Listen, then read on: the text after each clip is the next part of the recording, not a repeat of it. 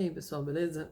Que nem eu comentei com vocês, então, semana passada, eu fiz a experiência, né? Que eu tava comentando de uma videoaula para vocês pelo Instagram, né? Eu mostrei um pouquinho, né? Um pouquinho não, foi um vídeo de quase 40 minutos, então foi teoricamente longo, né? Mais ou menos.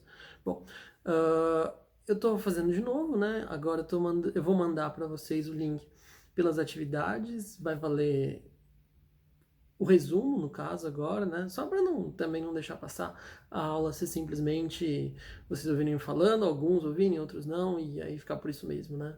Então, junto agora, nessa nova atividade, tá indo o link dessa aula, né? Dessa videoaula que eu vou comentar com vocês. Eu nem gosto desse termo videoaula, mas o que eu vou fazer, eu vou explicar algumas coisas para vocês, dos vídeos que eu tô mandando essa semana, de algumas coisas anteriores também, de uns negócios importantes aí que eu acho que para vocês vai facilitar muito, né? Vai facilitar a vida dos pais, enfim. Uh, o que eu quero mesmo de fato nessas videoaulas é ajudar vocês de alguma maneira, né? Como vocês ainda perceberam, ou talvez não, né? Dessa vez eu tô gravando pelo celular, porque alguém me falou que fica melhor do que pelo notebook, da outra vez eu tinha feito, tá? Tô numa posição muito desconfortável, mas vamos ver, tá? Acompanha comigo, essa aula é pro 8º ano, né? Obviamente, por isso tá indo na atividade de vocês aí. E eu queria de novo recapitular coisas da terceira semana. A terceira semana eu acho que é o ponto mais importante para vocês aí de todas elas que a gente está vendo, porque entender bem a terceira semana, que é a do açúcar, né? A do Rengen, etc e tal, quando a gente voltar, e a gente vai voltar um dia, vai ser o meu ponto de partida, começar de cara nisso aí pra gente entender a sociedade do açúcar, que é uma parte importante aí. Daqui a pouco a gente vai entrar em ouro também, né? Mas aí também um momento importante, eu vou recapitular em sala, etc, tal, vai ter uma videoaula também. Antes de começar, primeira coisa, com relação às atividades das semanas anteriores, eu mandei alguns filmes. Eu não tenho mandado mais filmes atualmente, até porque não que tenha esgotado o assunto, nada. Mas eu acho que no momento não tem nenhum filme necessariamente adequado, e também pela dificuldade de acesso aos filmes, né? Se tivesse no YouTube, né, eu mandaria. Então, eu tô mandando documentários. Tem um documentário muito interessante dessa semana, na quarta semana, que vai falar sobre engenho, vai falar sobre tudo que eu comentei na minha videoaula que eu coloquei no Instagram, mas mais do que isso, né, vai fazer vocês entenderem até um pouquinho melhor do que rola, na verdade, numa sociedade do açúcar, na era da cana e coisa do tipo. Sobre os filmes, só para complementar. Quem ainda não fez das semanas anteriores, ou vai fazer, ou tá fazendo, sei lá. O que eu notei de pessoas que me entregaram atividades por e-mail, que eu deixei, né, nas últimas semanas, ainda continuo deixando, é que as resenhas de filme, elas, sinceramente, gente, estão sendo só resumos achados no Google sobre os filmes que eu pedi. E não é o que eu quero. Mesmo que seja uma resenha curta, 2 parágrafos, eu quero que vocês assistam esses filmes, certo? E aí coloquem o que vocês pensaram sobre eles. Teve gente que fez certinho, teve gente que fez bonitinho, até uma resenha mais longa do que eu gostaria, certo? Mas 2 parágrafos seria o suficiente para mim, mas eu quero ver naqueles 2 parágrafos que vocês de fato assistiram o filme, tá? Que vocês viram, vocês sabem, se eu chegar se a gente voltar semana que vem para aula, se eu chegar e falar, vamos falar sobre o filme tal, eu sei que se eu perguntar sobre um personagem, vocês vão saber que personagem é esse, vocês vão saber sobre detalhes da trama e coisas do tipo. Então, para quem não fez dos filmes anteriores, presta atenção nisso. Não precisa ser um resumo grande. Pode ser 2 parágrafos mesmo, mas eu quero ver nesses 2 parágrafos que vocês assistiram o filme de fato, tá? Então nada de coisas prontas ou aqueles resuminhos que vocês vão achar na Wikipédia ou na internet, coisa do tipo. Eu preciso ver que vocês assistiram, tá? Tudo bem. Sobre essa semana, o que eu coloquei, o que eu tô pedindo para vocês. Tô pedindo sobre companhias de comércio. Né? Vocês vão ler o texto, vocês vão ver que eu tô falando sobre companhia de comércio. Eu vou falar 5 minutos sobre companhia de comércio, porque a minha preocupação maior é voltar na nossa terceira semana, falar de açúcar de novo e coisa do tipo, tá bom? Companhia de comércio, gente, o que acontece? No Brasil do período, como você não tinha armazéns, mercados, você não tinha nenhum tipo de posto comercial naqueles 100, 150 primeiros anos, por aí, você tinha que ter o abastecimento de alimentos de alguma forma, certo? Porque o que eu quero dizer com isso? A partir de 1500, descobrimento do Brasil, 1550, 1600, 1650, 1800, 1680, de 1500 até 1700, tá? Nesses 200 anos aí, 1500, 1550, 1600, 1750, até 1700, era muito difícil conseguir alimentos no Brasil. Não tinha como, não tinha onde você ia procurar. Ou você produzia os seus próprios, né? Plantava, certo? Caçava, colhia. O Brasil era uma grande floresta, Mata Atlântica, coisa do tipo. Então você tinha recursos aqui para pegar, colher, plantar, enfim, certo? Agora, não é o suficiente, né? Principalmente para o português. O português ele vai querer produtos de Portugal, o português vai querer o vinho, né? O português vai querer o peixe, o bacalhau, que a gente comentou em algumas aulas. O português vai querer outros alimentos, tá? E para conseguir esses alimentos, onde que ele vai no Brasil? Não tem como, né? Então, enquanto o português mora aqui, enquanto ele vai fazendo a produção da cana, enquanto o português vai desenvolvendo a sua vida aqui no Brasil, ele precisa de abastecimento de mercadoria, ele precisa dessas coisas aí, que ele só acharia em teoria em Portugal.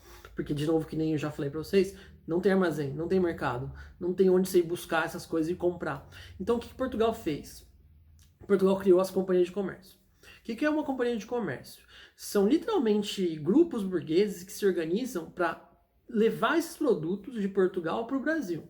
Então eles vão pegar e colocar no navio o salmão, o bacalhau, os temperos, o vinho, o que mais que a gente pode pensar que o tabaco, né, que também é uma outra coisa que precisava no Brasil. O que a gente pode pensar aí de coisas algodão e coisas assim que não tinha no Brasil, que o pessoal precisava aqui, ferramentas, enfim, gente, todo tipo de produto aí que você não encontrava no Brasil naquele momento e que os portugueses, principalmente, precisavam, ou pelo menos queriam, né?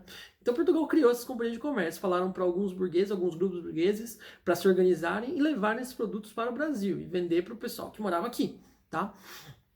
Então, de meses em meses, semanas a semanas, anos a anos, essa companhia de comércio saía de Portugal, pegava os produtos, trazia até o Brasil e vendia para os portugueses que moravam aqui, principalmente. Tá? Uma outra coisa, depois de um tempo que se viu necessidade de se trazer para o Brasil, foi, por exemplo, escravo. Né? Porque, óbvio, depois de algum tempo que eles tentaram usar o indígena e perceberam que a mão de obra indígena não era adequada para trabalhar no Brasil, eles começaram a buscar o escravo da África. Só que o escravo não estava chegando aqui com frequência. Então o que aconteceu? Pedindo também para a companhia de comércio trazer escravos da África para o Brasil. Isso vai acontecer. A companhia de comércio vai sim trazer esses escravos da África para o Brasil para vendê-los aqui. Né? E aí facilitar a questão do trabalho, facilitar a questão da produção de cana, enfim, outras situações desse tipo. Tá bom? Então, com o passar do tempo, essa companhia de comércio se tornou literalmente um negócio essencial, não muito importante, essencial para o português que morava aqui, que precisava de produtos que ele não tinha, não estava tendo acesso de maneira nenhuma, né? Então, busquem, os burgueses portugueses trazem para o Brasil e os portugueses daqui vão comprar e vão ter acesso a esses alimentos, essas mercadorias aí, a escravos em que eles não tinham, obviamente, como encontrar no Brasil ainda, porque o Brasil não tinha se desenvolvido, tá? Eu gosto sempre de falar, eu falaria para vocês em aula isso, imagina o Brasil naquela época o seguinte, gente, eu falei da capitania hereditária na aula passada, né? O Brasil era engenho, mata, mata, mata, mata, engenho, mata, mata, floresta, mata, índio, mata, mais um engenho. Mata, mata, mais bicho, mais índio, engenho. Um pouquinho mais pra frente. Então, de tantos em tantos quilômetros, você achava um engenho, você achava uma vila ou coisa do tipo. Mas, no geral, o Brasil ainda era uma grande floresta totalmente intransponível, que não dava para passar. Né? Não estava sendo aberta ainda. O Brasil só vai começar a ter as entradas para o interior e a mata ser um pouquinho derrubada, né? Que infelizmente vai ser o que vai acontecer para a fundação de cidades a partir do final do século XVII, né? 1680, 1700, aí sim o Brasil vai ser, a mata do Brasil vai ser aberta e aí sim vai entrar mais para o interior do Brasil. Mas nesse período que a gente está trabalhando agora, o Brasil é isso, gente. O Brasil é todo no litoralzinho dele, que nem eu falei das capitanias hereditárias. Se vocês esqueceram, procura a capitania hereditária, vocês vão ver, é só no litoral do Brasil, aquelas faixas de terra. E o resto do país totalmente embrenhado por mata, né? Então só tem engenho e mata, engenho e mata, engenho e floresta, engenho e índio, engenho e bicho, engenho e não sei o quê, tá? Então você não tinha mercado, você não tinha armazém, por isso as companhias de comércio, elas foram importantes no Brasil, tá bom? Por isso elas apareceram. Lendo o texto vocês vão entender mais o que eles traziam, como que deu certo, como que não. Mas o que é importante é que eles foram essenciais para ter, né, para que esses portugueses tivessem alguma coisa que os ligasse a Portugal, por exemplo, né? Alimentos que eles não teriam como achar no Brasil e assim por diante, tá? Bom, mais importante que isso, né? Agora a gente volta para terceira semana, famigerada terceira semana, importante terceira semana do açúcar, do engenho, da produção de cana, produção de cana não, produção de açúcar e coisas do tipo, né? Eu queria continuar falando sobre essa sociedade do açúcar para vocês, agora uns 10 minutinhos por aí, tá? Vamos ver, para vocês entenderem um pouco mais sobre o que está acontecendo no Brasil, o que é um engenho especificamente. Vamos lembrar então da minha videoaula anterior, que eu coloquei no Instagram, quem não assistiu, só pedir para os colegas, dar uma procurada aí, tem o link, tá no YouTube essa minha videoaula anterior, dá uma procurada e assista, tá? Eu comecei a falar sobre isso, né? Agora eu vou continuar, tá bom? Eu falei para vocês do engenho, né? O engenho, ele pode ser duas coisas. Ele pode ser toda a fazenda, certo? Onde tem a produção de cana, ou ele pode ser só a máquina, né? A máquina que produz o açúcar, certo? Dentro dessa máquina que produz o açúcar, a gente vai encontrar três casas. Eu acho que eu também comentei isso na aula passada, na minha videoaula passada. A Casa da Moenda. Casa da Moenda é onde vai ter uma grande moenda, né? Uma estrutura em que você vai moer a cana, certo? Já falei, não vou me falar mais sobre isso, né? A Casa da Caldeira, certo? Na Casa da Caldeira você vai ter grandes fogões, onde o caldo da cana ele vai ser fervido até virar um melaço, certo? Se vocês quiserem aí parar o vídeo agora e procurar o que é um melaço na internet, procura melaço de cana. Vocês vão achar, ele fica numa coloração, na minha visão é dourado, tá? Ele fica uma coloração bem bonita, né? E aí ele já pode ser preparado, por exemplo, para ter o açúcar mascavo, né? O mascavado que eles falam, tá? Depois ele vai para a casa de purgar. Casa de purgar vem na palavra purga, que significa purificação.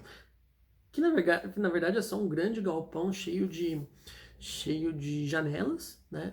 Com entrada de sol muito forte para secar esse açúcar e depois ele ser embalado e ser levado para Portugal. Isso eu disse na minha videoaula anterior, quem não assistiu, um pequenininho resumo. Agora eu queria falar sobre o que mais envolve esse engenho, o que mais está acontecendo nesse engenho, né? Bom, os escravos, obviamente, eles vão trabalhar lá, mas, por exemplo, qual que é o papel do escravo no engenho, numa grande fazenda? O que eles fazem ali? Primeiro, vamos entender que a parte mais importante do escravo é o plantio e a colheita da cana, certo? Então, eles vão trabalhar principalmente no canavial. Também vão trabalhar na moenda, eles vão trabalhar também moendo a cana do açúcar para tirar o caldo, né? Para extrair o caldo da cana, garapa, né? Que a gente fala. Agora, eles vão trabalhar, por exemplo, na caldeira, eles vão trabalhar, por exemplo, em quais outros locais do engenho. É muito importante vocês entenderem o seguinte: se a gente pode admitir que, de fato, o escravo trabalhava na moenda, a gente sempre tem que entender que o escravo, em nenhum momento, ele queria ser escravo, tá? O que eu quero dizer com isso? Ele vai tentar reagir, né, gente? Não pense que o escravo era bonzinho e que ele aceitava tudo. O escravo, ele vai resistir. O escravo não quer ser escravo, tá? O escravo, ele vai reagir à tentativa de escravizá-lo, né? Então, ele vai tentar ferrar com o patrão, né? Ele vai tentar ferrar com o dono dele, certo? O senhor de engenho, o dono daquele engenho. Então, ele vai fazer o máximo possível para endividá-lo, para causá-lo danos, para fazer coisas contra ele, tá bom? Por exemplo, o que ele pode fazer? Ele pode quebrar a moenda, se for o caso, né? Mas isso era mais raro, porque a moenda ele tinha uma estrutura que triturava a cana muito forte, muito rígida. Então era muito difícil ele quebrar a moenda. Às vezes acontecia acidentes na moenda, né? Ele poderia prender o braço ali, mas obviamente o escravo não ia perder o braço para ferrar com o dono, né? Ferrar com o seu dono, com o dono do engenho. Então, o lugar essencial para ele ferrar com a vida do dono do engenho era a casa da caldeira.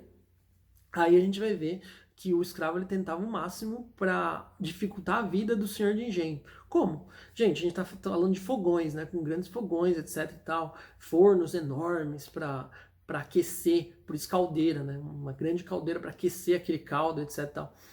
O escravo, se fosse colocado para trabalhar ali, ele tacava fogo na fazenda inteira, pessoal. Ele vai sabotar, ele vai dar um jeito para acabar com o lucro do senhor de engenho. Vai tacar fogo em tudo e sabe-se lá mais o que ele pode fazer. Por isso, se colocasse, mas era raro, se colocasse escravo trabalhando na caldeira, ele tinha que ser algemado. Né? Ele tinha que dar com correntes presas para que se ele tivesse pensado duas vezes antes de colocar fogo na fazenda inteira, certo? Porque senão ele ia acabar sendo queimado junto, queimado vivo, se ele tentasse sabotar o dono do engenho. Mas o dono de engenho, já sabendo disso, ele raramente colocava o escravo para trabalhar na caldeira. O escravo então trabalhava onde? Principalmente no plantio e na colheita da cana, no canavial, na moenda, e depois embalando esses produtos aí, embalando o açúcar, colocando nos caixotes para mandar para Portugal. Só não, né? A maior parte da produção e a mais pesada é dele, tá? Ele só não tinha um trabalho na caldeira porque porque o dono dele, do senhor de engenho, não gostava, né? Mas quem mais trabalhava ali? Primeiro, a gente tem que entender que não era só escravo que trabalhava, porque se eu acabei de dizer para vocês que muitos donos de engenho não deixavam o escravo trabalhar na caldeira, então quem que trabalhava ali?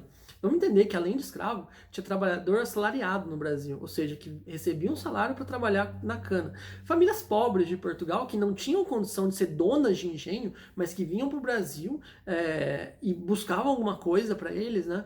Eles trabalhavam ali por isso, né? Ou até parentes, ou até pessoas próximas do dono de engenho que vinham para o Brasil para ajudá-lo de alguma maneira, né? Enfim. No geral, eram mais famílias pobres mesmo que vinham para cá e ganhavam dinheiro para trabalhar com a cana-do-açúcar, né? Então eles também podiam trabalhar no plantio, eles também podiam trabalhar nesse tipo de coisa, eles trabalhavam na caldeira, em alguns outros setores, tinha uma vilazinha para eles morarem, etc. E tal, né? Esse pessoal também precisava, por exemplo, das companhias de comércio que a gente falou agora há pouco, né? De produtos que vinham para cá e coisa do tipo. Mas o que é mais importante é a gente entender que tinham trabalhadores específicos, né, trabalhando no engenho do Brasil. O que eu quero dizer com isso? Você, por exemplo, precisava do mestre do açúcar. O que é o mestre do açúcar, pessoal? É o cara que entende sobre o processo todo de produção, e ele vai saber qual que é o açúcar de melhor qualidade, ele vai saber qual que é o açúcar mais fino, o melhor, o que pode ser vendido a um preço mais alto, ele vai cuidar de todo o processo. Ele normalmente era o cara que era mais bem pago no engenho, né? Então, se desse alguma coisa errada no processo inteiro, putz, era ele que era o culpado. Tá? Agora, se o açúcar saísse da melhor qualidade, e o açúcar brasileiro, em comparação com a maior parte dos açúcares de outras regiões, era visto como de primeira qualidade. O açúcar feito aqui, de fato, durante muito tempo, ele foi cobrado a um preço muito alto, gente, porque ele era visto como o mais purificado de todos, o mais refinado, o melhor possível, tá? Então, o açúcar brasileiro era muito bom, né? O sinal que os mestres do açúcar do Brasil eles faziam um bom serviço, né? Então, o objetivo, né, desse mestre do açúcar era fazer com que tudo desse certo, tá? Tudo desse certo e que o açúcar saísse numa boa qualidade. Mas não era só ele que tinha no engenho brasileiro, tinha os feitores. O que é o feitor? Feitor é o cara responsável, né, literalmente, pelos cuidados com os escravos. O que eu quero dizer com isso? Não pensem que o dono de engenho ia se preocupar em dar castigo, em vigiar escravo ou coisa do tipo. Claro que não. Quem fazia isso era o feitor, tá? O feitor ele ia se preocupar com toda essa situação, né, como se fosse o gerente dos escravos. certo? Ele era o gerente dos escravos para ver se o escravo estava fazendo alguma besteira. Ele aplicava os castigos nos escravos também, certo? Ele vigiava a maior parte dos escravos nesse sentido, né? Uh, o dono do engenho, ele não ficava fazendo isso. O dono do engenho se preocupava com outras coisas, né? Se preocupava com a família dele, se preocupava em vender o açúcar dele em Portugal, em ganhar dinheiro, em ter relações comerciais, né? Companhia de comércio e tal, trazer escravo e por aí vai. Não se preocupava, então, em castigar escravo. Ele não ia fazer isso. Então, ele dava para o feitor fazer esse tipo de atividade, né? Tinha o feitor-mor, inclusive. O feitor-mor era o gerente mesmo, na verdade era o gerente quase do engenho inteiro, né? Enquanto o mestre do açúcar, ele só se preocupava com a qualidade do açúcar, se o processo estava indo direitinho, se o caldo de cana estava sendo tirado da forma correta, se a caldeira estava sendo usada direitinho, se a casa de purgar estava funcionando, o feitor-mor era o gerente da fazenda, né? Então ele cuidava de toda a situação, certo? Se o mestre do açúcar estava fazendo direito o serviço dele, se os feitores estavam cuidando entre aspas, né? Se estavam cuidando dos escravos e coisas do tipo, né? Ele podia também administrar castigos, ou seja, dar castigo no escravo se fosse o caso, tá? Agora, como que era a vida do escravo nesse engenho? A gente tem que entender as senzalas. Senzalas normalmente elas eram, como eu posso falar, elas eram prédios não, é um absurdo. Elas eram habitações normalmente retangulares, certo? Algumas eram em L, né? Eram em L, certo? Como talvez vocês possam ver na imagem que eu passei para vocês na terceira semana, as senzalas eram quase sempre dessa forma, né? Ou retangulares ou em L. Em L, tá? E sempre na horizontal, certo? Não se tinha ideia de se colocar casa em cima de casas, como a gente tem hoje, né? O tal do prédio, coisa do tipo. Então elas eram dessa forma, certo? Retangulares ou em L, e os escravos todos moravam de fato ali, né? Amontoados mesmo, né? A condição de vida do escravo na senzala era péssima. Uma coisa que sempre perguntam tinha algemas, tinham correntes na senzala? Eles dormiam acorrentados? Raramente. Poderiam sim, tá? E tinha sim correntes nas senzalas, só que não era o comum, né? Não era o normal se acorrentar escravo para ele, perdão, para ele dormir. Acontecia isso em caso de castigo, coisa do tipo, ou se fossem escravos fujões ou coisa assim. Agora, não era uma prática normal, mas que existia e sim acontecia deles dormirem acorrentados, tá? Fuga de escravos era comum? Sim. Os escravos eles fugiam principalmente para um negócio que a gente chama de quilombo. O quilombo era o local em que o escravo ia para viver livre, tá? Era o local que o escravo chegava para obter, não para obter sua liberdade, claro que não é nesse sentido, mas era como se fosse uma grande fazenda, sim, feita por escravos, né, que iam para lá, que sabiam de notícia desses locais em que eles não precisavam obedecer a ninguém, eles viviam livre em comunidade com outros escravos. Essas comunidades, inclusive, recebiam brancos pobres, né? Então esses quilombos era para onde o escravo acabava fugindo. E o escravo foge, né? O escravo foge. Quem vai buscar o escravo, né? Quem vai procurar esse escravo quando ele fugia? Podem ser dois tipos de pessoa. Primeiro, se fosse o funcionário do engenho que fosse procurar o escravo, seria o capitão do mato, que a gente fala, né? Parece muito em novela. O capitão do mato é uma das figuras mais celebradas por novelas brasileiras, né? É o cara que vai buscar o escravo quando ele entra literalmente no meio do mato, né? Vai fugir, certo? Do engenho para uma vida melhor, para o quilombo que eu acabei de comentar para vocês, ou coisa do tipo.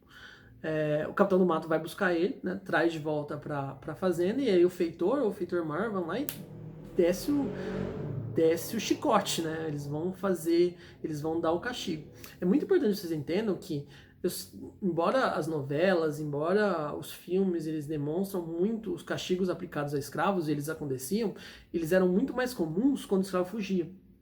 Se o escravo fugisse, os castigos aplicados a ele seriam muito mais comuns do que qualquer outro tipo de castigo, certo? A ideia era aplicar o castigo principalmente, ou quase sempre, quando o escravo acabava fugindo, né? Acontecia de escravos serem castigados em outras situações? Sim, mas era um pouco mais incomum do que a gente pensa, certo? Que o escravo apanhava, todo mundo sabe.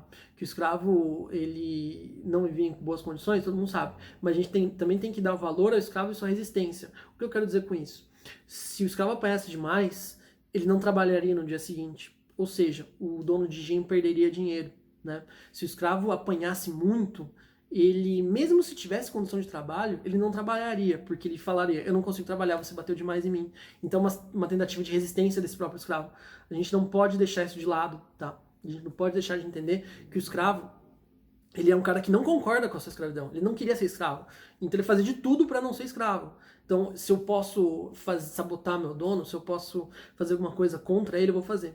Então, se ele me bater muito, eu não vou trabalhar no dia seguinte, certo? Então, sim, se batia no escravo, mas não era algo como a gente pensa, né? O escravo trabalhando e o feitor, o cara dando castigo. Vai, trabalha, escravo, trabalha, escravo. Isso não acontecia, isso é mitológico, não era dessa forma. O escravo, sim, obviamente, todo mundo sabe, apanhava, mas principalmente em casos de fuga, tá? Ou em casos que ele tentava sabotar mesmo o dono do engenho e aí era pego no flagra, aí apanhava pra caramba mesmo. Agora, sem ser nessas situações, se evitava bater tanto escravo, porque o escravo ia resistir, o escravo não queria ser escravo, então ele resistia e falava, hoje eu não vou trabalhar, certo? Por isso, aquela ideia, o escravo ele não comia, ele comia muito. O escravo não deixava de ser alimentado, porque ele precisava ter força para trabalhar no dia seguinte, né? Ele não comia bem, óbvio, né? Daí surge, por exemplo, a ideia da feijoada, né? Os restos do porco e coisa do tipo. Agora, que ele comia o suficiente para ter forças para trabalhar, isso é óbvio, gente. Porque se o dono do engenho não desse o suficiente para o escravo se alimentar, ele não trabalhava, né? Ele não tinha forças para trabalhar. Então ele precisava disso, tá? Então é muito importante vocês entenderem que, sim, o escravo apanhava, mas era em situações muito específicas, principalmente quando ele fugia, né? Ou quando ele tentava sabotar a fazenda. Mas, sem ser nesses casos, os castigos aconteciam, mas eles eram mais incomuns, tá? Tudo bem isso, né, gente? Entender, então, que o escravo, ele não necessariamente ele era castigado a todo momento na produção açucareira, tá? Entender que isso vai acontecer em algumas situações, certo? Normalmente, em alguns casos, alguns escravos até se tornavam feitores, né? O escravo, ele podia provar sua lealdade ao dono do engenho ao dedurar literalmente outros escravos quando fugiam, né? Então ele provava a sua fidelidade dessa forma e até subia de carga em alguns casos. Ele ganhava outras responsabilidades dentro do engenho, coisa do tipo, né? O que mais? O que tem mais para o escravo? Qual é a vida além disso para o escravo no Brasil? O escravo, ele sim podia se tornar livre dependendo de um tempo, tá? Normalmente, ou ele ganha a liberdade do seu dono, chama-se carta de alforria, isso, tá? Então, por bons trabalhos ou por misericórdia do dono de engenho, do misericórdia dos escravos, ele acabava libertando um escravo. Era incomum isso acontecer na época da cana, mas isso podia acontecer. Outra forma era o escravo comprar sua própria liberdade, também incomum, né? Principalmente na época da cana. Mas eu já estou falando sobre isso porque a gente vai continuar estudando escravos durante algum tempo, né? No 8º ano inteiro e no 9º ano a gente vai falar de escravos também. Mas o escravo ele tinha sua própria hortinha, tá? Nunca pensem que o escravo ele não tinha algumas certas liberdades no Brasil, ele tinha algumas. Uma delas é ter uma horta própria. E nessa horta própria ele produzia os seus alimentos para compor a sua dieta também. Então ele também produzia o seu próprio alimento. Ele tinha um pedacinho de terra que era dele para plantar alguma coisa para ele. Em alguns casos, se sobrasse, o escravo vendia. Quando ele vendia, ele angariava um dinheiro, ele angariava, uma determinada renda para... Desculpa. Ele ganhava uma determinada renda para comprar a sua própria liberdade, né? E assim ele comprava essa chamada carta de alforria. Carta de alforria, então, era a carta que dava liberdade para o escravo, tá? Então ele podia fazer esse tipo de coisa em determinados casos, e acontecia. O que era mais comum, na verdade, era o escravo comprar a liberdade das suas mães, principalmente, né? Porque as mães normalmente estavam numa situação muito mais difícil e não conseguiam trabalhar até idades avançadas, certo? Então, estudando as alforrias ao longo da história, a gente vai ver que a maior parte dos escravos que compram a liberdade compram para suas mães e não para eles, tá? Em segundo lugar, ficavam os filhos ou filhas, né? Se o escravo tivesse filho ou filha com outro escravo, ou até com branco, tá? Ele nasceria escravo, certo, gente? Então, o escravo, quando ele tem filho, seja com outro escravo, ou até mesmo com um branco, esse filho é escravo, né? Então, em alguns casos, ele comprava principalmente as alforrias, a liberdade para a mãe, em outros casos acabava comprando para os filhos, só que era mais caro comprar para os filhos, né? Porque eles teriam uma vida de escravidão inteira ainda para o seu dono, coisa do tipo, tá bom? Então, a vida do escravo a gente ainda vai trabalhar muito, a gente vai falar muito ainda, mas do engenho é nesse sentido, tá? Ele trabalha principalmente então plantio com a colheita. Em alguns lugares do engenho, como a casa da caldeira, ele é proibido. O seu lugar para viver, para morar, se chama senzala. De fato, eles não tinham mordomia nenhuma dentro da senzala. Em alguns casos, eles sim dormiam literalmente amontoados, certo? Uma situação bem triste. Existem algumas senzalas ainda conservadas no Brasil que podem ser visitadas, e aí vocês vão ver exatamente como que era esse espaço, né? Então 100, 150, 200 escravos amontoados todos num local extremamente fechado, úmido, horrível, tá? Para a moradia deles, mas essa infelizmente foi a vida dos escravos no Brasil. Índios às vezes trabalhavam sim no Brasil. Desculpa, só esqueci de falar uma coisa agora há pouco. Eu disse que duas pessoas poderiam buscar um escravo se ele se embrenhasse na mata, se fugisse para o quilombo. Uma deles, eu acabei comentando, o capitão do mato. A outra é o bandeirante. Eu passei para vocês atividades sobre os bandeirantes na semana passada. Então é possível que, por exemplo, o bandeirante, esse se embrenhava para o mato mesmo, porque ele conhecia a maior parte do mato. Normalmente o bandeirante ele era filho de português com índio e nasceu no Brasil e entendia exatamente como que era, para onde que ia, para qual lugar você poderia buscar, onde estavam os principais quilombos. Então o bandeirante também podia buscar o índio, podia buscar o escravo se ele fugisse. Então, o Capitão do Mato e o Bandeirante são os dois personagens que acabavam buscando escravos fugidos quando eles se embreavam pela mata, né, ou entravam nos quilombos. Inclusive, muitos bandeirantes destruíram quilombos no Brasil. O quilombo mais famoso, que talvez se eu falar a palavra vocês devem lembrar, é o Quilombo dos Palmares. Eu passei, acho, uma atividade para vocês sobre o Quilombo dos Palmares algumas semanas atrás. O Quilombo dos Palmares foi destruído por um bandeirante chamado Domingos Jorge Velho, né? E, enfim, essa é uma coisa que a gente já tem visto aí. Pode ser que eu fale um pouquinho mais sobre isso quando eu falar de ouro, porque os bandeirantes tiveram uma participação muito mais importante na história do Brasil durante a época do ouro, tá? Então daqui a pouco, numa próxima videoaula, de repente eu fale mais sobre isso daí.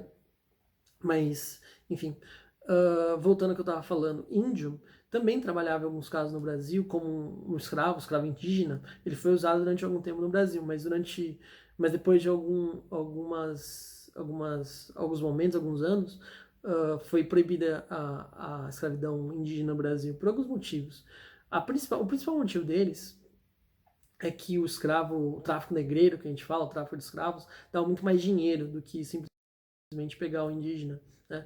Mas era mais barato, né? Era mais barato o índio. Pode até ser, né? Porque ele estava aqui, certo? Mas o índio não sabia uma série de outras coisas, como por exemplo, ele não sabia plantar, tá, gente? Então, tem uma série de coisas que faziam que fosse praticamente proibitivo você usar indígenas e sim usassem escravos, tudo bem? Pessoal, 30 minutos é suficiente, não vou falar mais do que isso. Acho que deu para você entender algumas coisas, tá? Façam um resumo dessa videoaula e me mandem. Semana que vem eu vou falar um pouquinho mais sobre outros assuntos. Se vocês tiverem dúvidas ou se vocês tiverem algum pedido, professor, fala mais sobre tal aula, sobre tal semana que eu não entendi muito bem, peçam para mim, mandem um e-mail, tá? Do e-mail que eu coloquei nas atividades. E aí a gente vai se comunicando dessa forma, na medida possível, tá bom? Obrigado, gente.